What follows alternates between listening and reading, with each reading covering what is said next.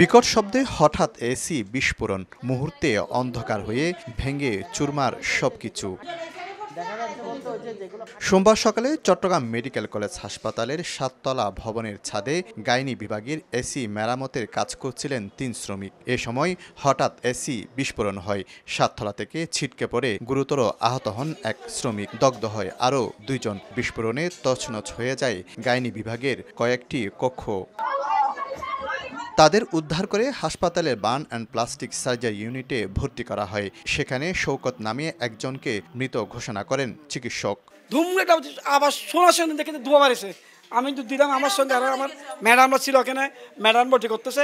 ওটি ফেলে ম্যাডামকে ধারা কিন্তু কে বাইরে খায়নি, কিন্তু সবার রুগী ফাঁসে তারা ছিল।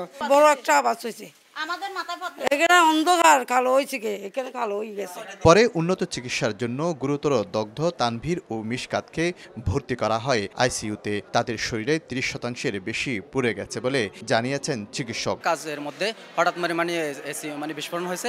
এসি বিস্ফোরণের মধ্যে একজন ওনার নাম হচ্ছে শওকত নামে একটা ছেলে। উনি 7তলা থেকে বিস্ফোরণের সাথে 7তলা থেকে নিচে পড়ে গেছে। প্রত্যেক মাসে কি এসির কি করে সার্ভিসিং করে ওরা, এটাতে গেছে আর দুর্ঘটনা হয়েছে আর কি। শ্রমিকরা সবাই পিডব্লিউডি এর পক্ষে হাসপাতালে এসি মেরামতের কাজ করছিলেন। বৈদ্যুতিক শর্ট সার্কিট থেকে বিস্ফোরণ হয়েছে বলে ধারণা সংশ্লিষ্টদের। শফিকুল আলম, সময় সংবাদ, চট্টগ্রাম।